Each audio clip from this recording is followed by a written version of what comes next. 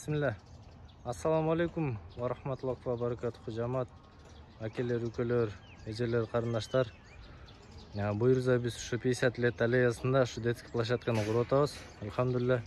Ушул жерге биздин Россиядагы эжелерибиз, карындаштарыбыз кайдыга карабай өз салымын кошойлу деп келиштир. Assalamu alaikum, ташкөмүрдүк жердештерим. Бул жерде Москвада, Россияда иштеп жүргөн айымдарыбыз чогултуп, ушу детский площадкага кичине салым кошуп коелу дедик эле. Ошону 10 000 рубль салышты. Кыргызстандын акчасы менен 11 600 сом болду. Ушундай ынтымагыбыз бекемделип, ар дайым ушундай тынчтыкта, ынтымакта болуп жүрөлү. Сиздер да четте турбаңыздар, салымыңыздарды кошуп кетиңиздер. Assalamu alaikum wa rahmatullahi wa barakatuh.